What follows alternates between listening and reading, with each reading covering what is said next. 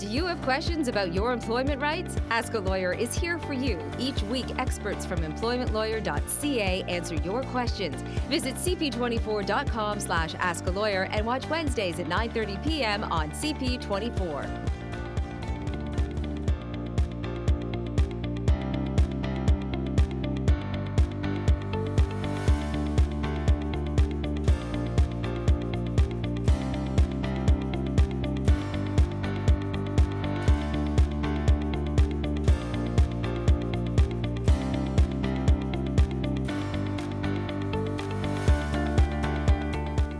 If you've ever had a question about your employment law rights, then you've come to the right place. Welcome to Ask a Lawyer. I'm your host, Dana Levinson. Each week, we dive into different employment-related topics that are on many Canadians' minds. I'd like to welcome my guest for today, Lior Sampiero, National Partner of EmploymentLawyer.ca. Before we get to your emails and phone calls, let's get to know more about you, Lior, and tell us about EmploymentLawyer.ca and why you feel it's so important that everyone should know their workplace rights.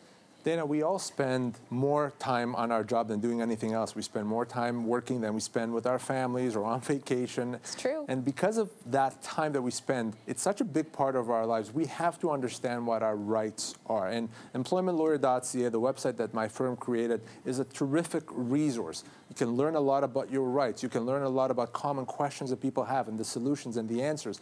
There's all kinds of tools there that are available for you to assess your own rights. And of course, contact information to reach myself and my team is all there.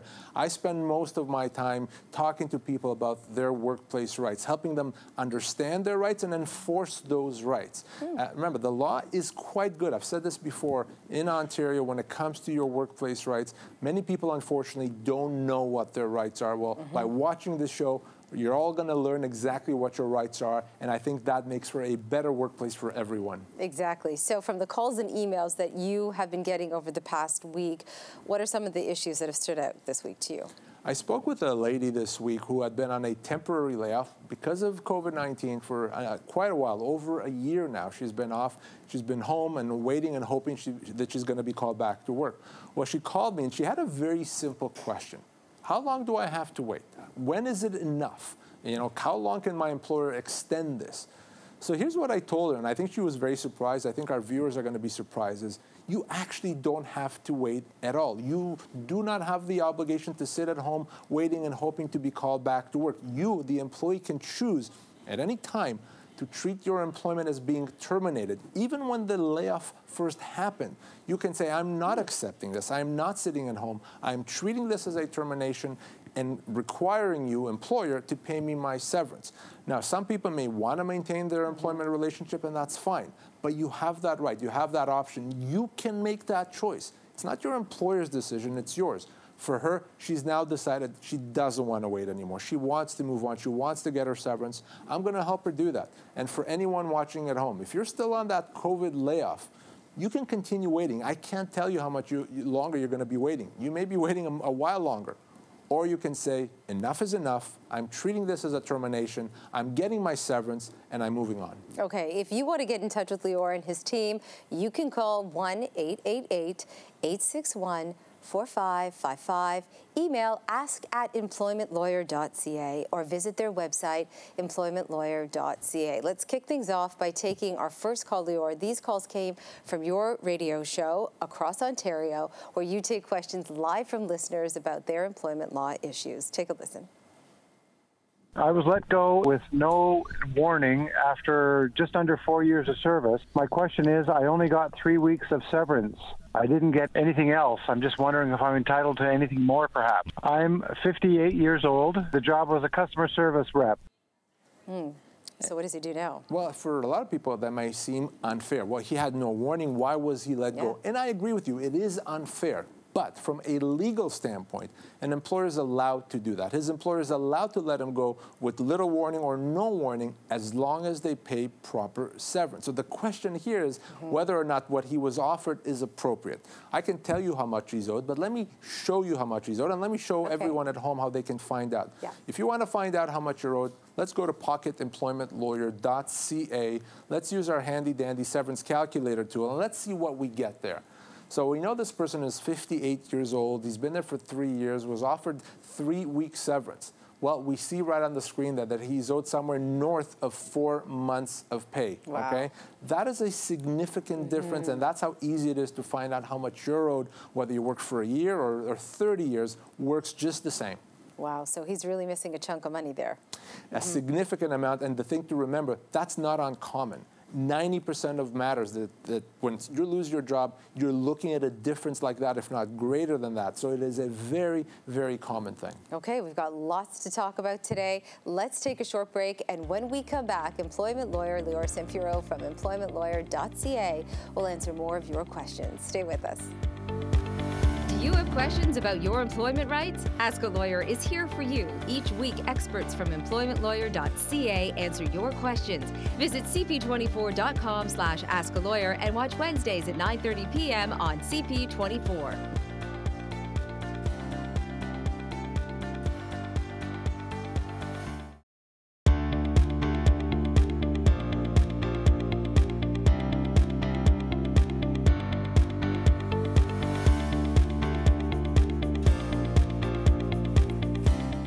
Welcome back to Ask a Lawyer. Employment lawyer Lior Samfiru from EmploymentLawyer.ca is answering questions about your workplace rights.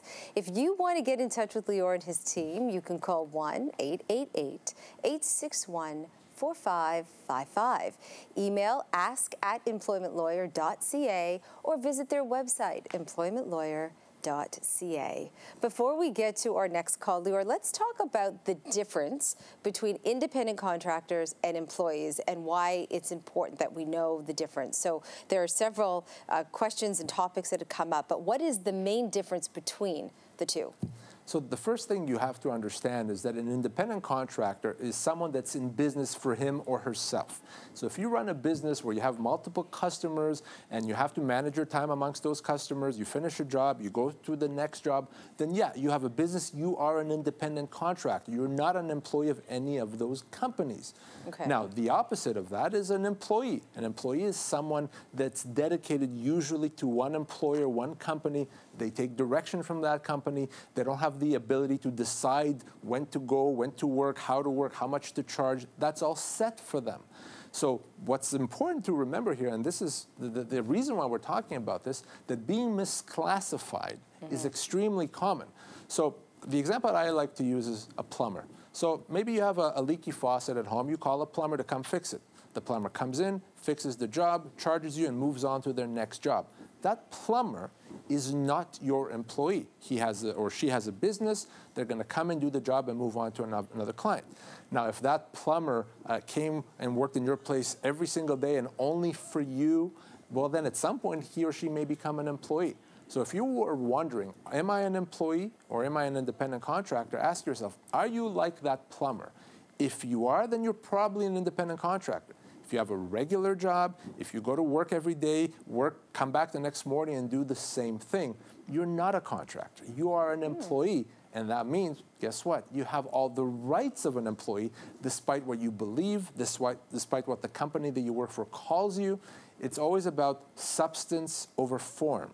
Okay? If you're not an independent contractor by the way you act, you can't be an independent contractor by calling yourself one. Okay, let's talk about number two. Does it really matter if you're a contractor or an employee? Are you better off being called an employee? Well, keep in mind, the law makes that determination. So I don't decide, you don't decide, no individual company don't decide. The law will make that assessment as to whether someone is an employee or a contractor. Now, the reason why that distinction is important is that we have employment law rights. We don't have independent contractor rights. So an employee has rights to severance. They have rights to overtime, to vacation pay. There's other rights with respect to leaves of absence. A contractor doesn't have that. So if it was as simple as saying, well, you're a contractor, anyone can be a contractor, whether you're working for a factory or in any other job, and then no one would have rights. We would have no such thing as employment law. The reason why that doesn't work is because the law says it doesn't matter what you think you are or what your employer thinks that you are. What matters is what the reality is on the ground. So if you're an independent contractor, no rights. If you're an employee, you have significant rights. And if you're not getting those rights, you have a lot of recourse. Okay, number 3. What happens if a contract says that you're a contractor? Well, usually someone says to me, oftentimes an employer, when I say to them, you know that person that works for you, they're an employee. They pull out a piece of paper and say, well, look, this agreement says he's a contractor. What's the matter, Lior? Can't you read? It says he's a contractor. It doesn't matter. Again, if it was that simple, if all it took is a piece of paper that you signed saying that you're a contractor, then everyone can be a contractor. You know, if you're working at a fast food restaurant 40 hours a week, you can be a contractor just because you sign a piece of paper. That's not the case. So bottom line is what you signed does not change what you are. You can still be misclassified even if you signed a piece of paper saying that you're an independent contractor. Okay, I'm going to get back to that because I'm interested. Number 4, if an independent contractor loses their job, what should they do? Well, and a true independent contractor, that plumber, if I decide I'm not going to hire this plumber, I'm going to hire another plumber, well, that plumber doesn't have a recourse because he's not my employee. On the other hand, if you're someone that's been misclassified as an independent contractor and you lose that job, well, you're owed severance, potentially as much as 24 months' pay. About a year ago, I spoke with a lady who was let go she was a bookkeeper, worked for the same employer for 22 years. She was let go and she told me, I got no severance. I said, well, how can that be? Well, because I'm an independent contractor. Guess what? There's no world where after 22 years she would be an independent contractor. She was an employee. And yes, we resolved her matter on the basis of about 20 months of pay.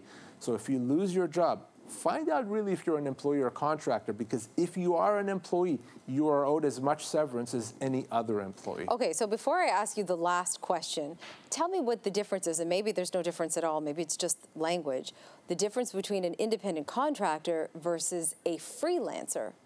There really isn't a difference. So a freelancer is the type of an independent contractor, someone that is in business for him or herself. They provide their services. They decide how much to charge, how much work to take on. They manage that business. But if you call yourself a freelancer, but all you do is you work for the same company and day in and day out, well, at that point, you're not really a freelancer. You're an employee. So again, substance over form. Are you running a business or do you have a job? If you have a job, you're an employee. So this leads right into the last question. Do you have any advice for employers? I know it's tempting to misclassify, to just call someone an independent contractor because you don't have to worry about things such as payroll and tax deductions and paying into EI and CPP.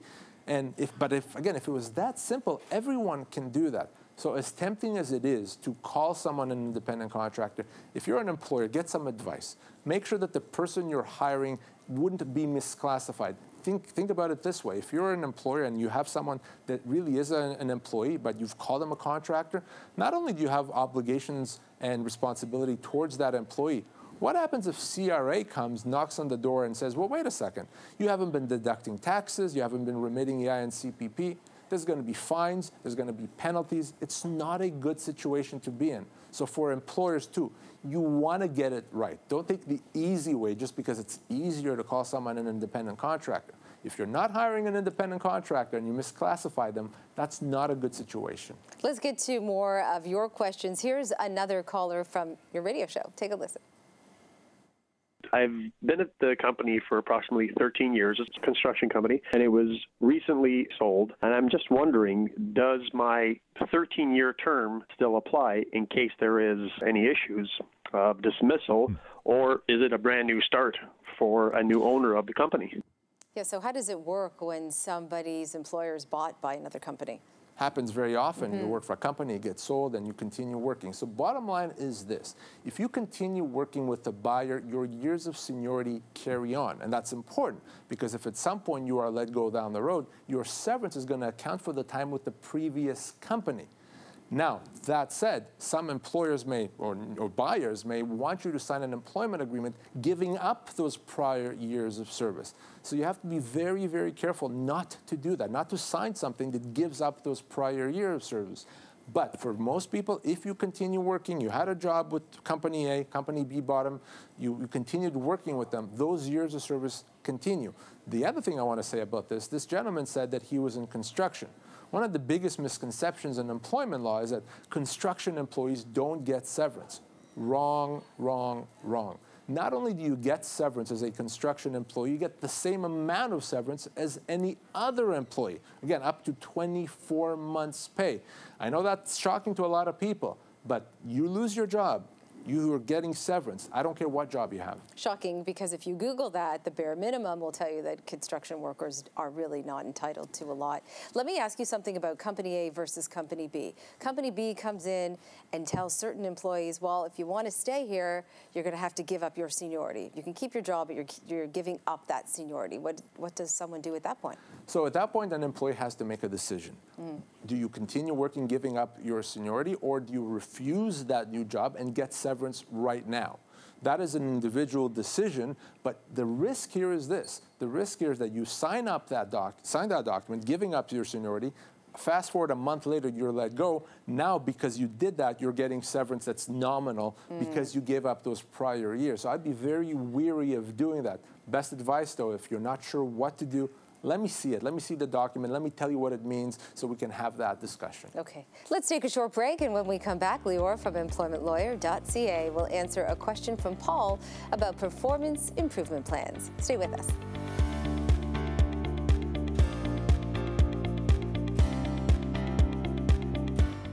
Do you have questions about your employment rights? Ask a Lawyer is here for you. Each week, experts from EmploymentLawyer.ca answer your questions. Visit cp24.com/askalawyer and watch Wednesdays at 9:30 p.m. on CP24.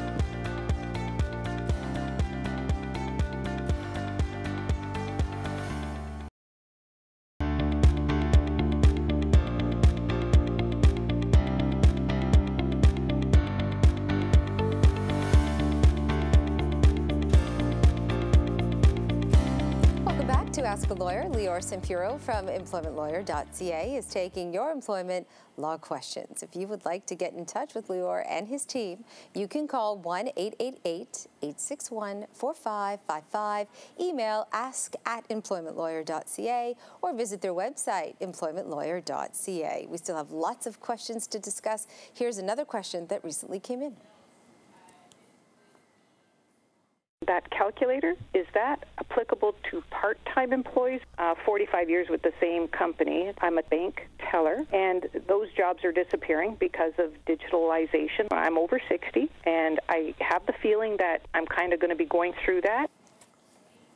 Can we use the severance calculator here? Oh, absolutely. And yet another misconception that somehow part-time employees don't get severance, or maybe don't get the same amount of severance. Listen, the easiest way to put it is this. If you had a job and you lost that job, you are owed severance. Full-time, part-time, senior position, or junior position is all the same. And this person, after 45 years, even as a part-time employee, she's going to be owed a significant amount of severance. So let me show you how we can calculate that and how you can do that at home as well. Okay. Let's use our severance calculator, which you can find at pocketemploymentlawyer.ca. By the way, completely free, completely anonymous. You see, she's been there for 45 years. She's 62 years old. She's going to be owed right around 24 months of severance. 24 months. That's a significant amount, even as a part-time employee. So same thing with you at home. If you want to find out now how much you're owed, regardless of how you work, where you work, and the type of job that you have, just go to pocketemploymentlawyer.ca. Use the calculator. You'll be glad you did. Okay, let's take an email question from Paul. I missed my sales target last month, and now I'm on a performance improvement plan. Can I refuse the plan, or will they fire me for cause if I do? So the key here is this. The key here is, does Paul agree that the performance improvement plan is legitimate, or other mitigating circumstances that explain why he didn't meet his targets? If there are mitigating circumstances, maybe the company doesn't have the full picture, it's important that he say so, and say so in writing.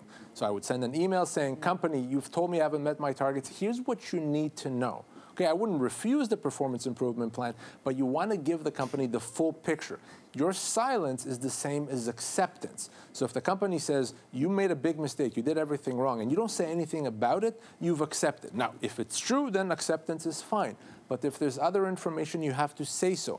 And by doing that, you're going to make it that much more difficult for the company to let you go for cause, because they're not going to be able to say, you did something wrong, and you acknowledge that you did it.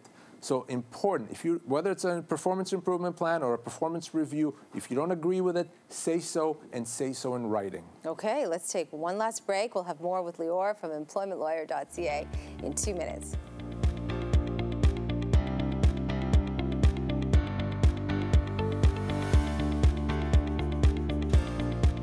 Do you have questions about your employment rights? Ask a Lawyer is here for you. Each week, experts from EmploymentLawyer.ca answer your questions. Visit cp24.com/askalawyer and watch Wednesdays at 9:30 p.m. on CP24.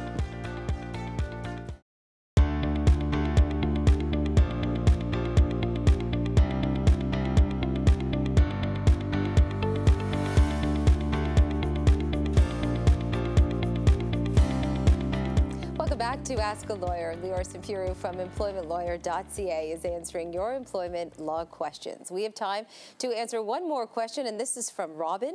I was dismissed from my senior management position nearly 2 years ago after I asked for time off work to recover from a serious medical procedure. Was I owed anything? Wow, this is certainly a very big problem for that employer. You cannot be let go because you're sick, because you're going to take a medical leave, because you're on a medical leave. Your employment cannot be let go, or you cannot be let go from your employment because of that. If you are, that's a human rights violation beyond just a wrongful dismissal. You can take as long as you need to recover. As long as you have a doctor's note and a doctor supporting you, whether you need a week, a month, a year, or longer, you can be off work. And an employer that says, well, that's too long for us, is going to be on the wrong end of a human rights complaint. Now, the thing here is this. He said that was almost 2 years ago. There is a 2-year limitation period. So he cannot wait to pursue his rights, to make sure that he gets obviously severance, but potentially also human rights damages. He needs to reach out to me very, very quickly. But for anyone out there that's worried about being off work, don't be worried. Get that doctor's note. Your doctor is judge and jury when it comes to your ability to be off work. And if your employer does anything to you, that's a huge problem. You really have to reach out to me then. Lior, thank you for being here today. You can catch legal experts from EmploymentLawyer.ca on Ask a Lawyer every Wednesday on CP24. For more information on this show and EmploymentLawyer.ca, visit cp24.com/Ask a Lawyer. Join us again next week as we are discussing dealing with workplace harassment. Thanks for watching.